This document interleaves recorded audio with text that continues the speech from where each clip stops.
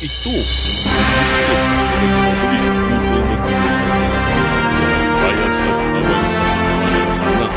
Ito ang bias. Ang issue nito ay naging usap-usapan sa social media platforms.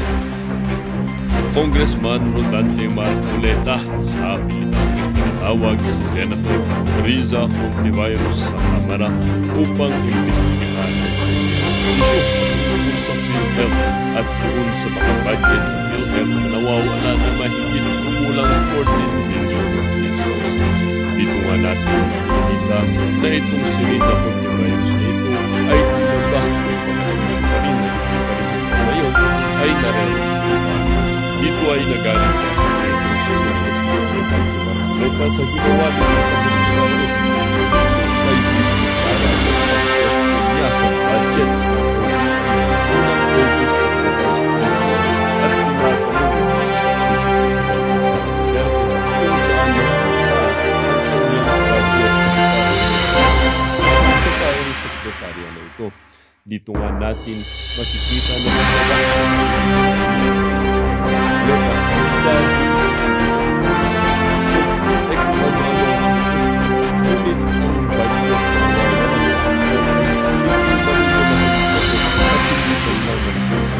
hanggang ngayon at hindi maintindihan galing ng 14 billion pesos na budget na ito na natin makikita na sa Pilipinas talagang tawag sa Congressman Marcoleta sa Hontiveros sa Kamara dahil sa issue ito.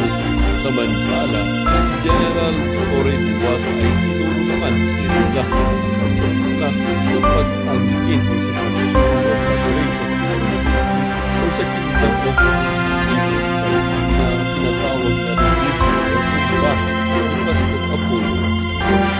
Ang nasunod dahil sa ay dahil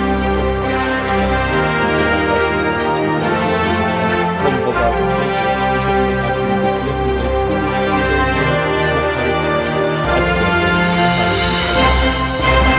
well, para nga sa kabuwang detalye, panoorin na lamang at salamat sa walang sawang pagsuporta at kung bago naman sa ating channel ay syempre subscribe at pinang at piliin ang all upang laging maging updated sa mga balitang bago at walang bias. Dito siya channel ng bayan, ang bayan sa puso. Huwag din kakalimutan like, share at ating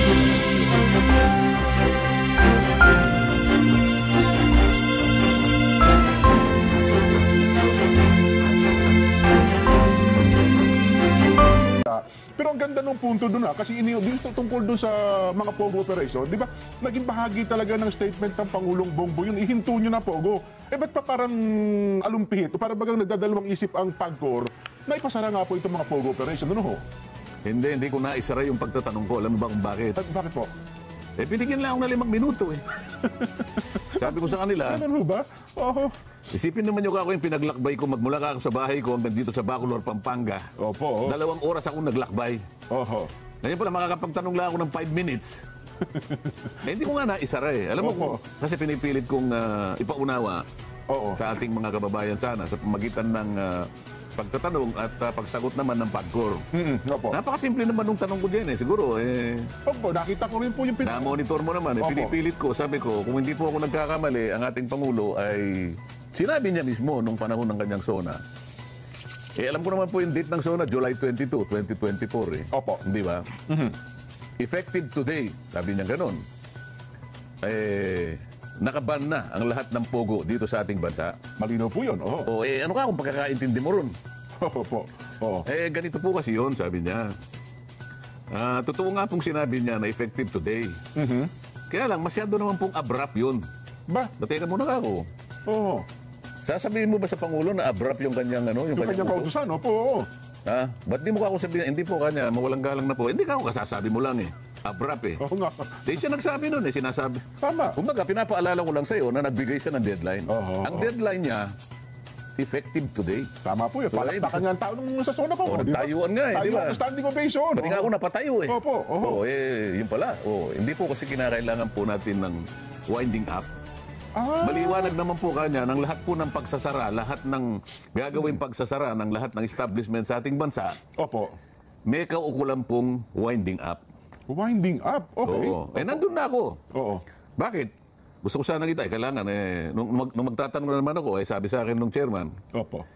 your time is up, Your Honor. Naku po, sayang naman. Ay, sipisipin mo, 2 oras ako naglakbay. Opo. Ang layo kaya ng Bacolor, Pampanga. Ang... Ang traffic dito, miski na expressway, natatraffic ka rin dito sa may bandang may kawayan Ayan, opo. Pagkatapos San Simon, di ba? didiretso ka ng San Fernando. Naku, traffic Nawala pa ako, alam mo kung bakit. Sabi ko nga sa driver ko, alam mo ka ako, kung tayo ay taga Cotabato o kaya taga Jensan. Tama, maintindihan ko ba tayo Nawala tayo dito ka ako sa San Fernando, maiintindihan nila yun Dahil galing tayo, hindi tayo sanay dito Opo. Ha? Bakit ka kumanan ka ako dyan sa gilid ka ako ng dike? Alam mo naman ka ako didiretso tayo. At pagdating mo doon sa may, alam mo naman yun, nagpunta na tayo ron Ha? Kung kakanan ka sa may banda ron, baka makapunta ka doon sa Santa Rita, Kakutod. Pero pag kumaliwa ka, yun ako yung papuntang Bacolor. Bakit ka kumanan? Medyo medyo pagdating ko, pag dilat ng mata ko, ay papunta na kami ng ng Orani. Welcome to Orani, Batanes. Balik. O Nako. Palagay ko, nakalagpas kami ng halos halos 11 kilometro Nako. Ayan, natatawa yung isang nandiyan sa... Hindi ko maubos maisip ko na maligaw kayo sa Pampanga.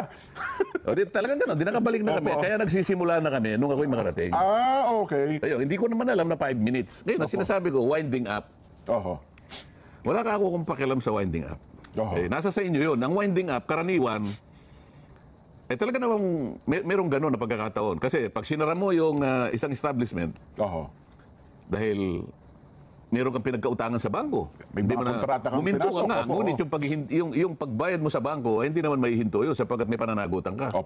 May pananagutan ka rin doon sa mga supplier mo. Siyempre po. Sapagkat meron kang ginamit na mga resources para sa ganun ay yung pogo mo, kung ano man ang aktibidad na ginagawa mo, ay makapag-operate. Ay maitaguyod mo. Tama po. So may supplier ka dyan, may mga creditors ka dyan. Lalong-lalo na yung mga manggagawa mo. Siyempre. Kailangan mong isettle lahat yan. So kailangan ka ng panahon na maisara mo kung ang pag-uusapan ay yung pananagutan mo sa ibang tao.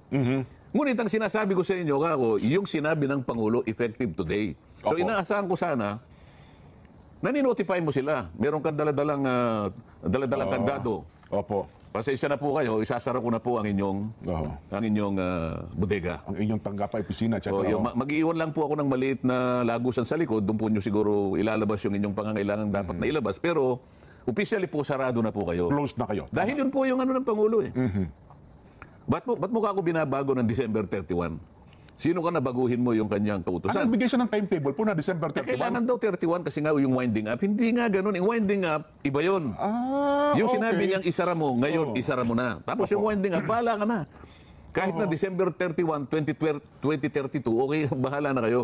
Pero yung ngayon, isara mo na siya ngayon. Dapat stop operation, Yun, hindi kami magkaintindihan So, 5 minutes lang. Wala tayong magagawa dyan. Kaya hindi ko na isara ngayon. Kaya ko lang ipinapaliwanag ngayon na dapat, ganun dapat ang tuntunin. Kasi nabitin nga rin kami dun kung sa pagtatanong niyo, tapos nalipat na ng ibang paksa. 5 minutes lang Baka pag pinagpatuloy ko, baka i-contempt nila ko dyan. Pwede ba i-contempt ang miyembro? Kapwa niyo miyembro. Akala ko. Anong malay mo, di ba? Ganun ba? O ako naman nagpapasakop ako dahil miyembro ako doon Ito yung regulasyon kanya, 5 minutes lang. First time sa history po na miyembro ng Kongreso. Sabi ko, nagbibiro pa nga ako nung nilapitan ko sila. Ang bigat pala rito ka ako sa Quadcom. Alam mo, pagka ako'y nandun ako sa hearing ni Kong Akop, Transportation Committee. Isang oras ang ko dun Isang oras ako dun Napapanood yung mga tanong niyo dun. Pag nandun naman ako kay Congressman Paduano, accounts yung naman public yun. accounts, unlimited ako dun. Dito pala ako 5 minutes. Wala. Ang dami yung miyembro doon kasi doon. Ang dami nyo. At nauwi lahat ng usapan doon sa, may humarap kayong testigo doon. Anyway, sa ibang araw siguro, pag-usapan natin yan. Dyan sa Senado, naging mainit din ang usapin kong ng pagdinig naman noong sinalang po sa budget deliberation ang tanggapan ng pangalawang Pangulo, yun ng OBP, at nagtatanong ang isang butihing Senadora Riza Ontiveros, na napunta po ang tanungan doon sa librong ipinalimbag yata ng tanggapan ng pangalawang Pangulo, Kong. At doon, Ano ba tinatanong diyan? Kasi baka magkamali tayo. Alam mo ba kung anong tinanong niya? Paano ba ang pagtatanong? nauwi agad doon sa ano yung parunggitan eh. Parang ang dating ata, ano ba? Nagkaparunggitan. Oo, yung dalawang... Paano mo nasabi yun? Ano ba yun? Iniisip ko yung tanong ni Senadora Risa Ontiveros. Dito sa budget muna, paano nagsimula? Ang naitanong kasi ata ko ngayon, parang meron atang budget na 10 million pesos na ipalilimbag yung libro na isinulat mismo ng pangalawang Pangulo ni BP Inday. Dahil sa bandang huli na yon. Okay. Siyempre may pinagmulan yun. Ang pagkakabanggit, ito, nabasa ko lang naman sa mga dyaryo kasi dyan. Siyempre, ang Senado, gaya rin namin sa House of Representatives, katungkulan namin na himayin yung budget. Tama po ng naman lahat yan, ng ahensya o opisina ng gobyerno. Kung ang yung opisina ng Pangulo, subject to budget analysis yan. No? Totoo. Talagang hinihimay, tinitingnan talaga. No?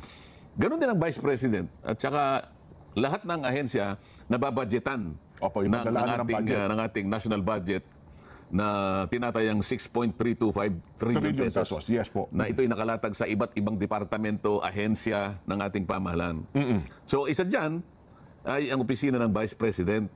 Ang pagkakaalam ko, sang-ayon doon sa mga accounts sa periodiko dyan, tinatanong ni Senador Risa Ontiveros kung po pwede na lang ipagkatiwala doon sa mga ahensya na kapareho din naman pala ang pinaglagakan ng pondo ng Vice President. Halimbawa, yung tungkol sa serbisyong pag-aaral, edukasyon. Department of Education. Meron siyang allotted budget for education. O anumang aktibidad na nauukol sa edukasyon. Sabi niya, doon na lang natin ilagay lahat. Para sa gano'n, naka-streamline na lahat yung serbisyo. Isang departamento hindi yung nag-overlap, hindi yung nagkakaroon ng overlapping. Nagdi-dispense ito ng ganito, ikaw din meron kang ganyan. Pagkatapos doon naman sa health, sabi niya, sa ating pangkalusugan. Ipadali mo na rin kanya doon sa ahensya na nakakaalam ng bagay na ito. So, Department of Health, no? Ito na lang pabibigay ng kung ano-anong ayuda. Ipadamo na rin sa DSWD. Yun naman ang kanyang tungkulin talaga eh. Bakit pa kinakailangan kanyang meron ka at meron na rin ito? Sabi naman ni Vice President Sara, kasi naman kanya, bilang Vice President, ako rin naman ay kinikilala ng ating mga mamamayan na nakapagbibigay, nakapagdi-dispense din naman ng ganitong mga serbisyo. Hindi mo naman mayaalis, sabi niya ganun, napupuntahan ako ng tao. Alam mo, totoo yun dyan eh. At practice naman talaga yun, Kong. Sa amin lang eh. Ako ba'y tagabigay ng... hindi namin tungkulin yun eh.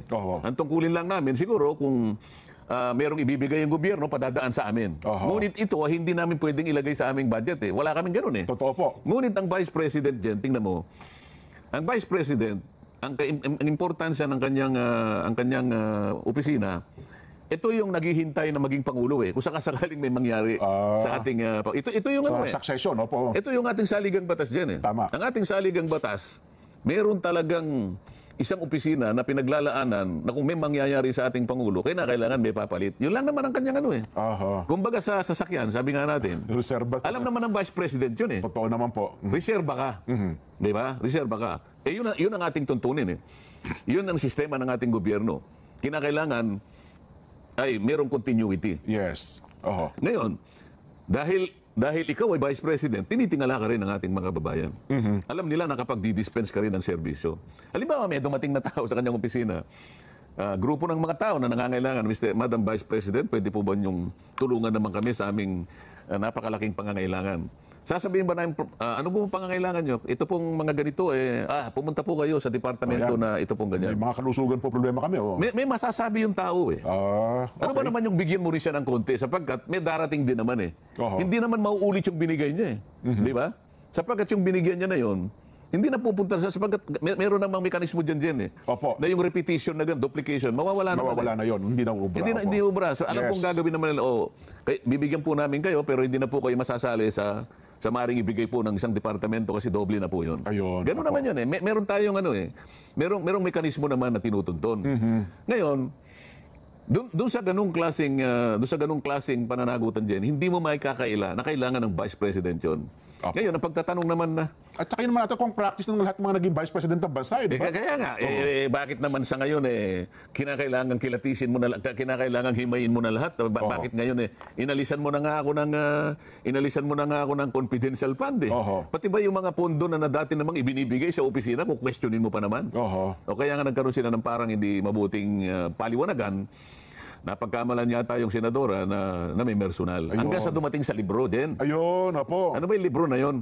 Yun daw itong libro nga, yung sabi, nagkakahalaga po ng 10 milyon na kinu-question, bakit kinakailangang magpalimbag pa ang tanggapan ng pangalawang Pangulo? Yun, isang kaibigan, ang titulo pala niyan kung na iniakda daw ata mismo ng pangalawang Pangulo. Yan ba yung cover? Opo, yung cover po yan. Ano yan, isang ibon tsaka isang sisiw?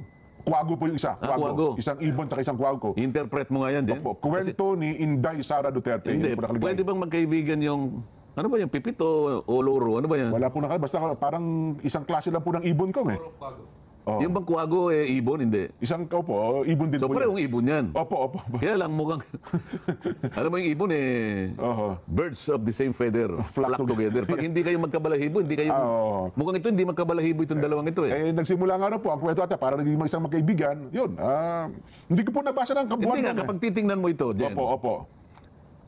Pag i-interpret mo to, yung isa, ano yung isa? Anong klaseng ibon? Kwago po isa naman, sabi natin loro. Loro.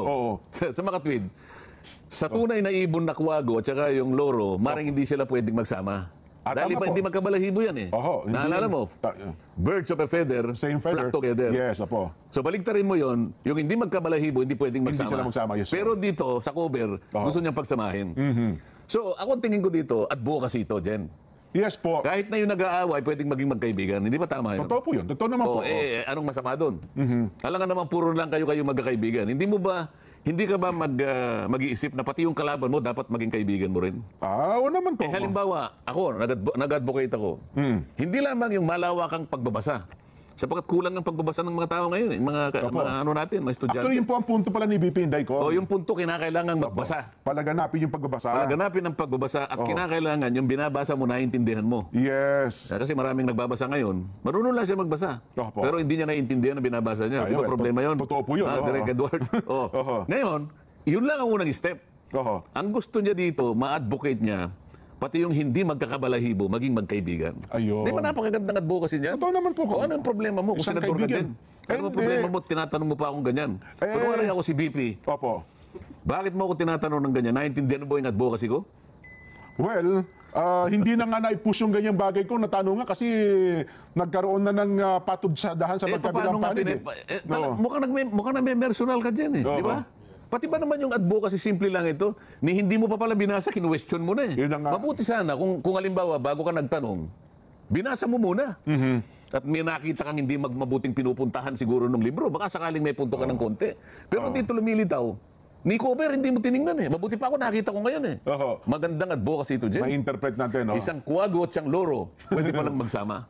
Naging magkaibigan. Di ba? Sa huling, may nakita ko, na-screenshot ko, sa huling pahina, ang sabi ito, last part lang yung binanggit sa akin kung hindi para patunayan na sa oras ng pangangailangan, ang tunay na kaibigan ay hindi kailanman maglalaho.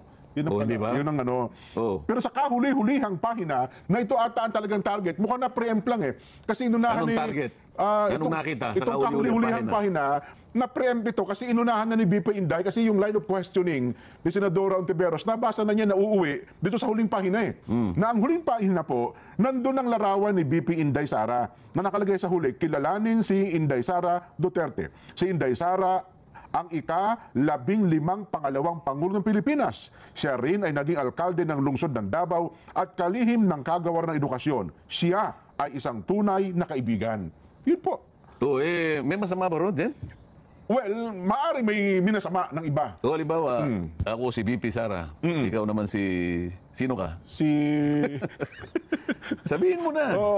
Halimbawa, ako si Chis Escudero. Ayaw mo pa kasi. Okay. Hindi, kumari, kinwestiyon mo. Sapagkat nakalagay dun sa akin, Rodante Marcoleta. Ika-ilang Ika-15 pangalawang Pangulo. Rodante Marcoleta, ika-18 pangalawang Pangulo ng Republika ng Pilipinas.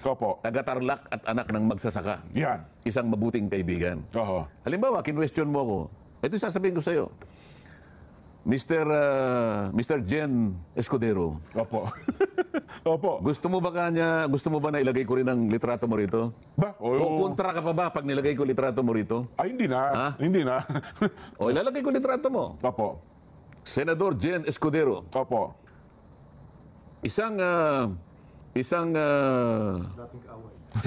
senador ng Republika na nakatatlong ulit nang bumalik. Halimbawa, hindi ko alam kung magkano. Dating gobernador ng Sorsogon. Na kahit kailan, ay hindi ko rin siguro magiging kaibigan. Halimbawa, gano'n na. Wala namang problema doon, Jen eh. Halimbawa, alam mo ako, grade 1 ako. Kailan ko ba na unang nakita? Grade 1, Jen. Hindi ko na sasabihin sa'yo kasi mas matanda ka sa akin ng 3 taon eh. Okay. Tingnan mo yung mga unang libro na nilimbag. Primary school ito eh, primary. Pag tiningnan mo yung inside cover, kaya ako nakilala yung President Diosdado Macapagal. Opo. Makikilala mo na kung kailan ako grade 1 eh. Opo. Ikaw naman, Elpidio Quirino naman ang dinatnan mo, hindi ba? Ito nga nakalagay eh. Nakalagay yung litrato ng Pangulo ng Republika nung panahon na yon. Ayun. Nakalagay, Diosdado Macapagal. Opo. Pangulo ng Republika ng Pilipinas. Alam mo na sinasabi niya? Pakaingatan ninyo ang librong ito. Okay. At ang lahat ng nilalaman ay kailangan yung pagsikapang basahin sapagkat ito'y makatutulong sa inyong buhay. Ngunit iingatan ninyo ito sapagkat ito'y gagamitin ng inyong kapatid na susunod sa inyo. Pero nandun yung pangalan niya eh. Opo. Anong masama dun? Well, diba? Kaya nagiging personalan ito eh. Di ba? Well, sabi ko sa inyo. Ako ang Vice Presidente ng Republika ng Pilipinas. Yun ba yung mga tanong na itatanong mo sa akin? Ang nangyari nga dyan ko, ang nakikita kasi, doon sa line of questioning nga po ko, nakita niya na para kasi ipamamahagi ito mga libro sa mga bata, mababasa ng bata, mababasa din ng nanay. Nagselos ka ngayon. Parang indirectly. Di gumawa ka rin ng libro mo. May problema itong gagawa ng libro mo? Yun na nga po. Indirectly niya, parang ang dating parang campaign strategy ang bagay daw na po ito. Napakababa. Alam mo, yun pinakamalayong mangyayari. Sinasabi ko nga sa iyo, ang libro ay isang advocacy. Lalo na kung pinamagatan niyang isang kaibigan. Opo. Ako hindi ko kukontrahin yun dyan eh. Kung ako ay, baka ako ay baka makagawa nga ako eh, baka kopyahin ko pa yun eh. Pwede. Kasi isang advocacy, hindi lamang sa nag-i-invite ka ng malawakan na pagbabasa sapagkat kailangan naman talaga masanay ang mga batang mag-aaral ng pagbabasa. At pagkatapos yung advocacy mo, kahit hindi kayo magkabalahibo, nakagaya ng sinisimbolo ng cover ng libro ito, hihikayatin ko siya maging kaibigan. Yun ang dapat natuntunin eh. Paano kasi, ang pinag-uusapan, tama siya eh. Pinopolitika lahat eh. Yun na nga po. Di ba? Kung ako si Senadora, pwede bang ilagay mo ako dyan ng nihil obstat? Ako ang imprimatur. Mga ganon. Para lang maisama ko yung pangalan ko dyan siguro, di ba? Wala naman siguro masama doon. O kaya sabihin niya, pwede mo bang palitan yung title? Kasi Kuwago at saka ano yun? Loro at saka Kuwago. O di pareho silang may litrato ngayon. Ayun. O si BP Inday, Loro, yung isa Kuwago, di ba? Tapos ang title, ang magkaibigan. Okay na yan, di ba? Para walang usapin tungkol dyan. Ang libro pala kong ay kwento ng isang Kuwago na nawalan daw po ng isang kaibigang ibon at tahanan dahil sa isang bagyo. At isang pala kaibigan na Loro ang tumulong sa kanya na muling itayo ang kanyang pugad. Yun palang pinaka-gist ng storya. Di tama-tama ngayon, nakahanap tayo ng Kuwago, di ba? Opo. Mukhang maganda yung pagkakabanat ng dalawa eh. Ngayon, nakita mo ngayon kung sino yung Loro at kung sino yung Kuwago. Well, Vox Populi. Siguro, tanong natin sa kanila, dapat bang masamain, no? Ang tanong mo, sino mang Kuwago at sino yung Loro? Ano ba naman yan? Baka sabihin, ito sa kanang mamamayan ginagatungan pa yung... Ang saganang mamamayan dyan ay peacemaker. Ay, opo, tama. Kailangan ipaalam natin sa mamamayan, ito pong programang ito ay hindi po pinagmumulan ng pagkakanya-kanya. Hindi po. Kami po ay peacemaker. Pag nagko-comment po kami, ang gusto namin, yung mga Kuwago at mga Loro, maging magkaibigan. Dinidiscuss po natin sapagkat ito po ay merong napakalaking significance sa lipunan.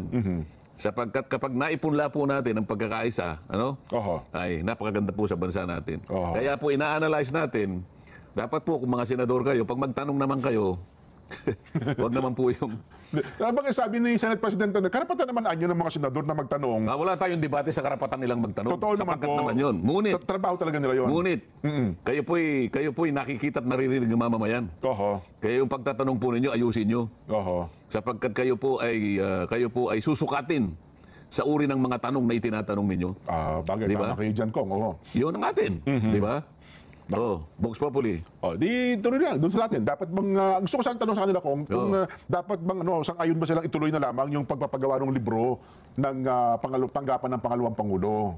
Kasi kino-question nila, parang plano ata ngayon ay hindi na itutuloy. Pagka tinanong natin, parang sinakyan natin yung walang kakwenta-kwentang pagtatanong na yun. Diba?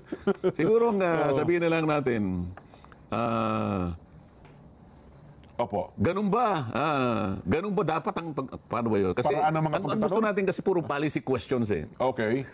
Policy questions na ang ibig sabihin, kailangan yung mga tanong ay talagang doon lamang nakasalalay, nakabatay doon sa budget. Alisin natin yung anumang personal na maaring maisangkot o motibong personal na nakasangkot doon. Sa kaya ang tanong mo, dapat bang ang pagtatanong tungkol sa budget ay meron pang mga personal na motivation?